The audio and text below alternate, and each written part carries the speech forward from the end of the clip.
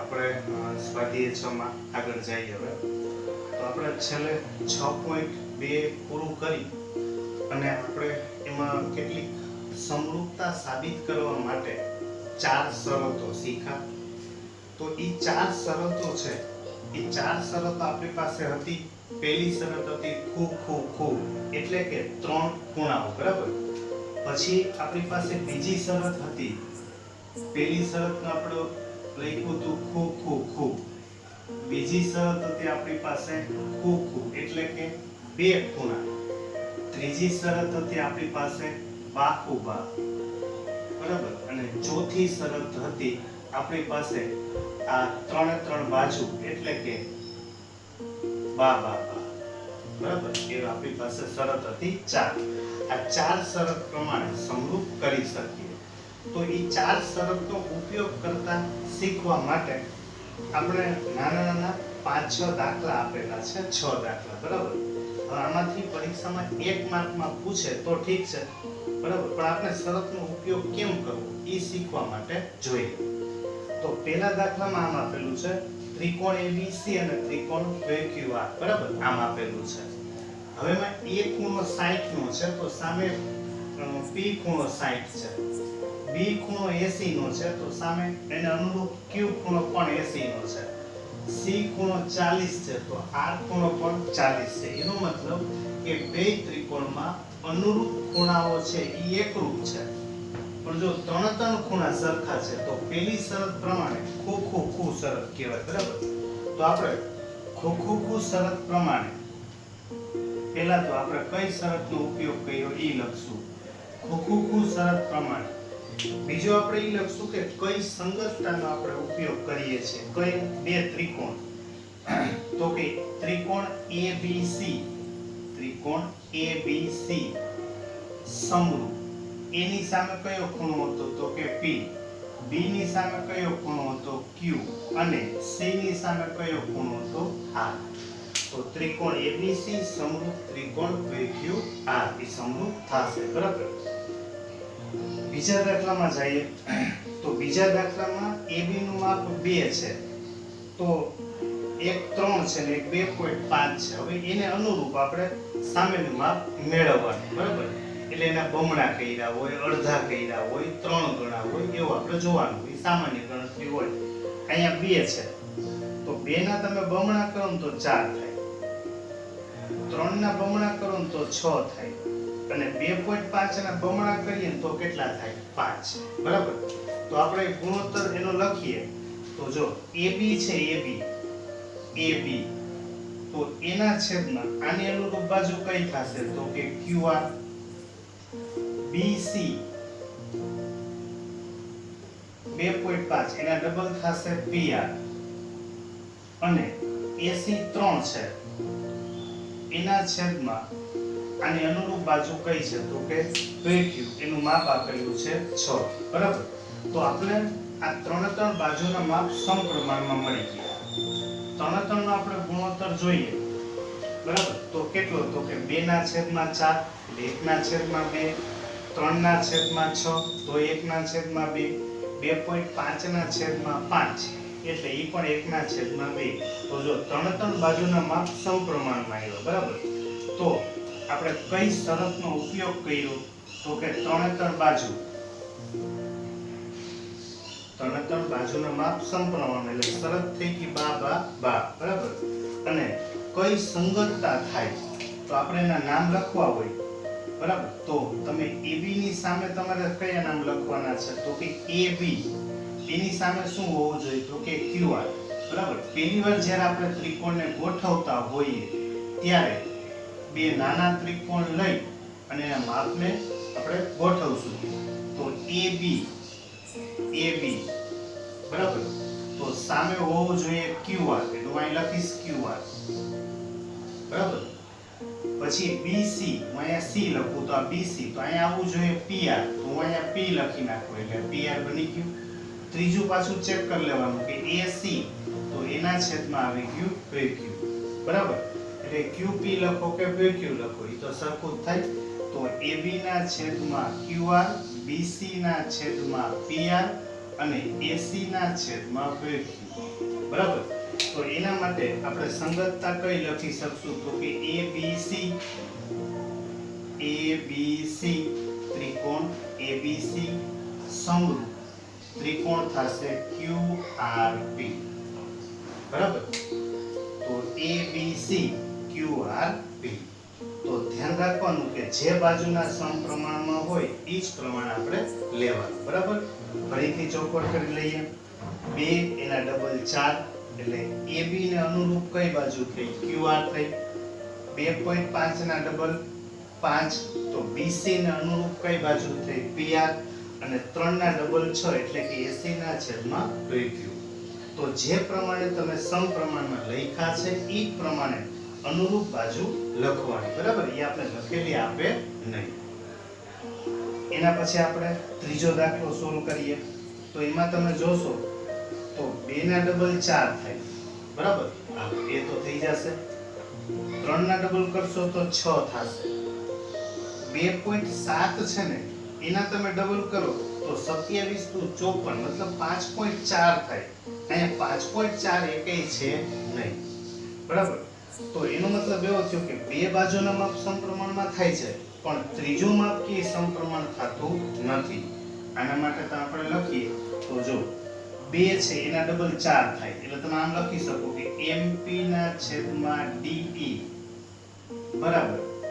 આ 3 ના ડબલ 6 થાય એટલે કે LP ના છેદમાં DF ઈ પણ થાય નોટ ઇક્વલ આ 2.7 છે એટલે કે LM ના છેદમાં અહીં ડબલ કરવા જાવ તો 5 આવ્યા છે એ 5 એના ડબલ થાય નહીં એટલે કે 2 ના ડબલ 4 3 ના ડબલ 6 બે બાજુનું માપ સમપ્રમાણમાં છે પણ ત્રીજું સમપ્રમાણમાં નથી એટલે કે આ બે ત્રિકોણ છે એ સમરૂપ થશે નહીં બરાબર। આપણે જવાબ લખી નાખીશું કે સમરૂપ ન થાય બરાબર।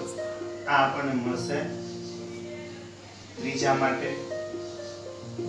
એના પછી આપણે ચોથા માટે સોલ્વ કરીએ તો તમે જોશો તો જો અહીંયા 2.5 છે તો એના ડબલ 5 થાય 5 ના ડબલ કરશો તો 10 થાય એટલે 5 ના બમણા 10 થઈ ગયા। અને બીજું આ 70 છે તો અહીંયા પણ ખૂણો કેટલો આપ્યો છે 70 એટલે કે બે બાજુના માપ સમપ્રમાણમાં છે તો આપણે જે સમપ્રમાણ છે એવી જ રીતે આપણે એની આકૃતિ દોરીએ।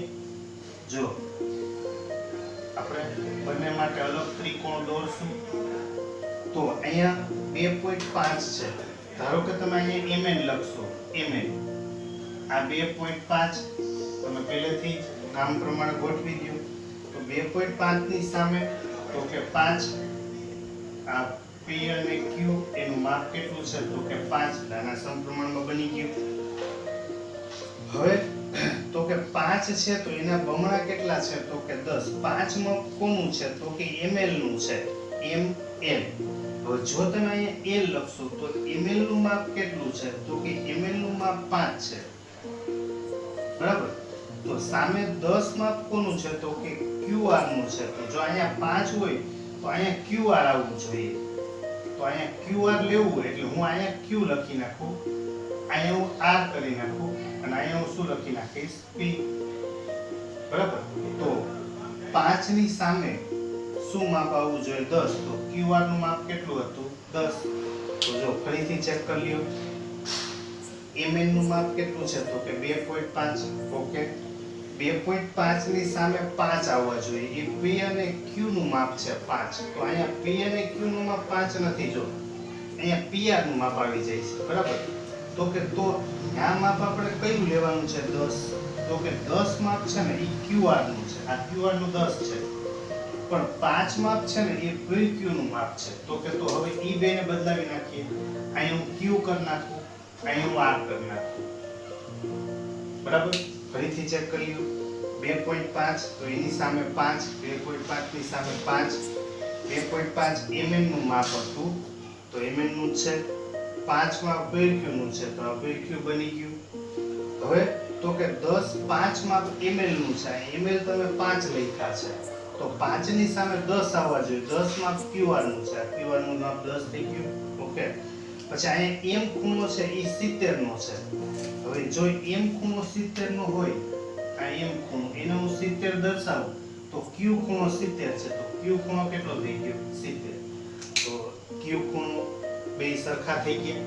અથવા તમે પહેલા ખૂણો દોર્યો તો પણ સીધું બની જાય. તો જો બે બાજુના માપ સમપ્રમાણમાં થઈ ગયા, બરાબર. કયા કયા બાજુના માપ સમપ્રમાણમાં થયા? તો કે mn ના છેદમાં qp બરાબર ml એના છેદમાં qr બરાબર. બે બાજુના માપ સમપ્રમાણમાં, એનો અંતર્ગત ખૂણો એટલે કે ખૂણો m એકરૂપ ખૂણો q. તો બે બાજુના માપ સમપ્રમાણમાં હોય અને એનો અંતર્ગત ખૂણો એકરૂપ હોય તો આપણી પાસે શરત હતી કઈ? તો કે બા ખૂબા, બે બાજુના માપ સમપ્રમાણમાં અને એનો અંતર્ગત ખૂણો એકરૂપ, બરાબર. તો આના માટે આપણે શરત લખશું. કઈ શરતનો ઉપયોગ કર્યો? તો કે બા ખૂબા શરતનો ઉપયોગ કર્યો. કયા બે ત્રિકોણ સમરૂપ થયા? તો કે ત્રિકોણ MNL, ત્રિકોણ MNL સમરૂપ ત્રિકોણ QPR, બરાબર. એટલે એકાદ વાર તમારે આ નામને ફેરવવા આપતું જવાનું અને જોવાનું જેની સામે બાજુ છે એ જ અનુરૂપ સામે આવવી જોઈએ, બરાબર. એના પછી પાંચમો દાખલો ગણીએ તો એમાં પણ ઈ જ છે. જો અહીંયા 2.5 છે તો 2.5 ના ડબલ કરો ને તો 5 થાય, તો એની સામે આવવા જોઈએ, બરાબર. તો આપણે એના માટે અલગ આકૃતિ દોરીએ. તો જો અહીંયા આપણે પેલી આકૃતિને ધારો કે તમારે એમને એમ રાખવી છે, આપણે આવું પણ કરી શકીએ. આ 2.5 છે, બરાબર. એક ખૂણો કેટલાનો છે 80 અને આ કેટલું છે તો કે 3. તો એ જ પ્રમાણે સામે તમે ગોઠવી દો. એક ખૂણો 80 નો હતો તો 80 નો ખૂણો કયો છે તો કે f. તો f ને આપણે ઉપર લખી નાખશું એટલે 80 ની સામે 80 નો ખૂણો બની ગયો, બરાબર. હવે df નું માપ 5 છે તો અહીંયા હું d લખી નાખું એટલે df. આનું માપ 5, અહીંયા હું e લખી નાખીશ. તો ef નું માપ કેટલું થઈ ગયું તો કે 6, બરાબર. તો અહીંયા એક નાનકડો પ્રોબ્લેમ થશે, તમે જોશો એટલે. જો 2.5 ની સામે 5 આવી ગયા. હવે અહીંયા BC છે, BC, બરાબર. BC કેટલું છે તો કે 3. તો BC 3 છે તો સામે EF કેટલું છે તો કે 6 છે. હવે EF તમે જો સાઈડમાં લખશો તો આના ડબલ આ થયા તો 3 ના ડબલ કેટલા થવા જોઈએ 6.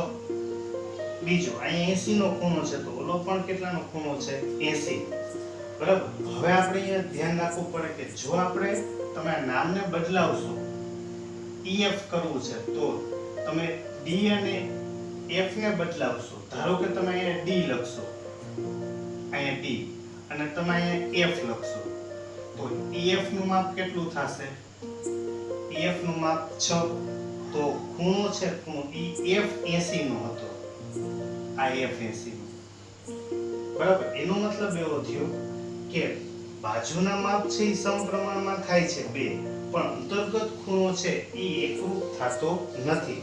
આમાં બે બાજુના માપ જે સમપ્રમાણમાં હતા એની વચ્ચે ખૂણો આવી જતો હતો. આમાં તો કે બાજુના માપ સમપ્રમાણમાં થાય. જો 2.5 ના ડબલ કરો 5, 3 ના ડબલ કરો 6, પણ અહીંયા B ખૂણો અને F ખૂણો સરખા થતા નથી. એટલે કે આમાં જોવા જઈએ આપણે તો AB ના છેદમાં DF આ થાય છે, બરાબર. BC ના છેદમાં EF ઈ પણ થાય છે, આ બે થાય છે, આ બંને થાય છે, પણ અંતર્ગત જે ખૂણો છે ખૂણો B not equal F ખૂણો સમાન થતા નથી. એટલે કે આને આપણે સમરૂપ ત્રિકોણ બનાવી શકીએ નહીં, સમરૂપ ન થાય, બરાબર. પછી આપણે છઠ્ઠા દાખલામાં જઈએ તો એમાં આ આપણી પાસે બે ખૂણા છે, આ 80 છે તો ઓમાં 80 તો છે, બરાબર. તો અહીંયા 30 નો ખૂણો છે તો F ખૂણો આપણી પાસે નથી તો એને આપણે મેળવી લઈએ, બરાબર. તો ત્રિકોણ DEF લઈએ તો માપ ખૂણો ડી પ્લસ માપ ખૂણો ઈ પ્લસ માપ ખૂણો એફ, ત્રિકોણના ત્રણેય ખૂણાનો સરવાળો 180. તો ડી નું માપ છે આપણી પાસે 70, ઈ નું માપ છે 80 પ્લસ માપ ખૂણો એફ એના બરાબર 180. એટલે કે માપ ખૂણો f બરાબર 180 માઈનસ 150 એટલે ઈ થશે 30. તો f ખૂણો આપણને કેટલાનો મળ્યો? 30. તો આ 80 નો ખૂણો હતો, સામે 80 નો ખૂણો e એકરૂપ ખૂણો q, એક ખૂણો 80 નો બની ગયો, બીજું ખૂણો f એકરૂપ ખૂણો થઈ ગયો r. તો બે ખૂણા સરખા થઈ જાય તો આપણી પાસે શરત હતી ખૂબ. તો ખૂબ શરત પ્રમાણે આપેલા બે ત્રિકોણ છે એ સમરૂપ થાય, બરાબર. અને કયા બે ત્રિકોણ? તો કે ત્રિકોણ DEF, ત્રિકોણ DEF સમરૂપ, સામે થશે ત્રિકોણ VQR, બરાબર. તો આપણને આ 5-6 દાખલાથી એવું શીખવા મળે કે કઈ શરત સમરૂપ થવા માટે ઉપયોગ કરી શકાય, બરાબર. દાખલા નંબર 2 ની અંદર ત્રિકોણ ODC, એક આ ત્રિકોણ ODC, એક આ ઉપરનો ત્રિકોણ, અને ત્રિકોણ OBA, આ બે ત્રિકોણ આપણને સમરૂપ આપેલા છે, બરાબર. સમરૂપ આપેલા હોય એટલે આપણે જાણીએ છીએ કે બાજુના માપ સમપ્રમાણમાં હોય અને ખૂણાઓ છે એ એકરૂપ હોય, બરાબર. હવે એમાં આપણને એવું કીધું છે કે DOC એક આપણે આ ખૂણો મેળવવાનો છે, બીજું DCO C ખૂણો, OAB એટલે કે એક ખૂણો મેળવવાનો છે, બરાબર. હવે આ બે રેખા છે એ સમાંતર રેખા આપેલી છે AB અને CD. તો BD છે એ એની છેદિકા થઈ શકે અને AC છે એ પણ એની છેદિકા થઈ શકે, પણ આ ખૂણો 70 નો છે. એટલે જો તમે Z આકાર લેવા જાવ, Z આકાર લેવા, બરાબર, આ 70 થાય તો આ કેટલું થાય? 70. તો આ ખૂણો મળી જશે, પણ આ બાકીના બે ખૂણા આપણી પાસે છે નહીં. તો આપણે એવું કરી શકીએ કે આ 125 છે, બરાબર. તો ખૂણો અહીંથી આપણે લખીએ COB, ખૂણો COB પ્લસ ખૂણો COD એના બરાબર 180. કારણ તો કે બંને ખૂણા કેવા છે? તો કે રેખિક જોડ, બરાબર, રેખિક જોડના ખૂણા. તો ખૂણો COB છે એનું માપ આપણને આપેલું છે 125 પ્લસ ખૂણો COD એના બરાબર 180. એટલે કે ખૂણો COD બરાબર 180 માઈનસ 125. તો 180 એમાંથી આપણે 125 બાદ કરીએ તો 180 માંથી તમે 120 કાઢી નાખો એટલે 60 વધે, 60 માંથી 5 કાઢશો એટલે આ ખૂણો કેટલો મળશે? 55, બરાબર. એટલે કે COD આપણે O ખૂણો છે, O ખૂણો એ આપણને કેટલો મળ્યો? તો કે 55, બરાબર. હવે ત્રિકોણ છે આપણી પાસે COD. તો ત્રિકોણના ત્રણેય ખૂણાના માપનો સરવાળો 180. તો ત્રિકોણ COD માં ખૂણો C પ્લસ ખૂણો O પ્લસ ખૂણો D આ ત્રણેયનો સરવાળો થશે 180. તો C ખૂણો આપણી પાસે નથી, O ખૂણો છે 55 પ્લસ ખૂણો D છે 70 એના બરાબર 180. એટલે કે ખૂણો C બરાબર 180 માઈનસ 70 માઈનસ 55. એટલે કે ખૂણો C બરાબર 180 માંથી 70 જાય એટલે 110 માંથી 55 બાદ કરશો એટલે C ખૂણો આપણને કેટલો મળશે? 55, બરાબર. આ C ખૂણો મળી ગયો 55. હવે તો આપણી પાસે O ખૂણો જોતો તો પેલું, તો O ખૂણો હતો 55, પછી C ખૂણો મળી ગયો આપણને 55. આપણે જોયો છે A, તો તમે જોવા જશો તો Z આકાર બન્યો, AB રેખા સમાંતર સીડી રેખા છે, બરાબર. એટલે આ AC એની આપણે છેદિકા લઈએ તથા રેખા AC તેની છેદિકા છે, બરાબર. એટલે Z આકાર થાય એટલે યુગ્મ કોણ બને તો ખૂણો DCO, ખૂણો DCO એટલું જ થશે ખૂણો OAB, બરાબર. હવે DCO છે તો C ખૂણો છે 55, બરાબર. બે ખૂણાને આપણે સરખા રાખીએ તો આ 55, તો ખૂણો OAB છે એ પણ આપણને કેટલો મળશે તો કે 55, બરાબર. એટલે એ ખૂણો થશે કેટલો તો કે 55.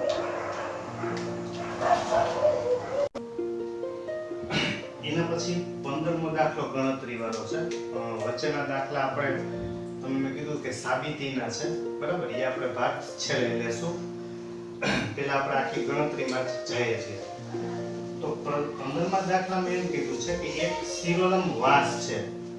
હવે શિરોલંબ વાસ એની ઊંચાઈ છે ને 6 મીટર છે.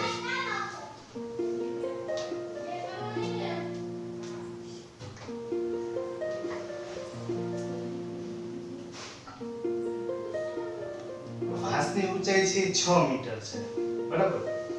હવે ઈ વાસનો જમીન ઉપર પડતો પડછાયો ઈ 4 મીટર છે. કેટલા મીટર છે? 4 મીટર. એ જ વખતે ઈ જેટલાના ખૂણે જે સૂર્યનો પ્રકાશ પડે એટલે પડછાયાની લંબાઈ થાય, એ જ વખતે એક મિનારો છે એના પડછાયાની લંબાઈ 28 મીટર છે. તો આપણે કીધું કે એની ઊંચાઈ કેટલી? બેયમાં આપણને પડછાયાની લંબાઈ આપી દીધો છે, બરાબર. આમાંય પડછાયો છે, આમાંય પડછાયો છે. આમાં 4 મીટર એની લંબાઈ છે અને આમાં 28 મીટર. તો આપણે એમ કીધું છે કે આની ઊંચાઈ 6 છે તો મિનારની ઊંચાઈ કેટલી? પણ બેયનો જ્યારે જમીન ઉપર પડે છે ત્યારે જે ખૂણો બને છે આ ઈ સમાન ખૂણો બને છે, બરાબર. તો આપણે આમ જોવા જઈએ તો શિરોલંબ છે. હવે શિરોલંબ હોય તો આ બી ખૂણો છે એ 90 નો હોય, લંબ એટલે 90 ના ખૂણે. તો આ કેટલાનો ખૂણો થશે? 90 નો જ ખૂણો થશે. એટલે કે ત્રિકોણ ABC અને ત્રિકોણ PMN માં ખૂણો B એકરૂપ ખૂણો M. કારણ તો કે બંને ખૂણા કેવા છે? કાટખૂણા, બરાબર. પહેલી શરત. બીજું કે બેયમાં બીજો ખૂણો પણ સરખો છે. આપણને આપ્યું છે કે ખૂણો C એકરૂપ ખૂણો N, બરાબર. આ બંને ખૂણા જ્યારે સૂર્યનો પ્રકાશ પડે ત્યારે જમીન સાથે બનતા ખૂણા બેયમાં સમાન છે, બરાબર. જો બે ખૂણા સમાન હોય તો આપણી પાસે શરત કઈ છે તો કે ખોખું. તો ખોખું શરત પ્રમાણે ખોખું ABC સંગતતા PMN, આ સંગતતા છે એ સમરૂપતા થાય, બરાબર. હવે જો સંગતતા સમરૂપતા હોય તો આપણે જાણીએ છીએ કે બાજુના માપ સમપ્રમાણમાં હોય. તો આપણે બાજુના માપ લખશું તો AB ના છેદમાં PM એના બરાબર BC ના છેદમાં MM અને ત્રીજું AC ના છેદમાં PM. પણ એની જરૂર નથી, માપ આપેલું પણ નથી, બરાબર. તો આપણે આમાં કિંમત મૂકશું તો AB નું માપ છે એ આપણે આપેલું છે 6, એના છેદમાં PM નું માપ આપણે મેળવવાનું છે, બરાબર. BC નું માપ આપણી પાસે છે 4 અને MM નું માપ કેટલું છે તો કે 28. તો બે બાજુ પહેલા આપણે વ્યસ્ત કરી નાખીએ. જો આપણે એનું વ્યસ્ત કરશું તો PM એના છેદમાં 6 બરાબર અહીંયા થશે 28 ના છેદમાં 4. તો અહીંયા આપણે છેદ ઉડાડીએ, બરાબર. તો 4 7 28 6 ભાગાકારમાંથી ગુણાકારમાં તો PM બરાબર 6 ગુણાકારમાં 7 એટલે કે 42, બરાબર. તો આપણે નીચે જવાબ લખશું કે મિનારાની ઊંચાઈ ઊંચાઈ એ આપણને કેટલી મળશે તો કે 42 મીટર. બરાબર. તો આ 6.3 માં ગણતરી વાળા આપણને ત્રણ દાખલા જ આપેલા છે એ આપણે સોલ્વ કર્યા.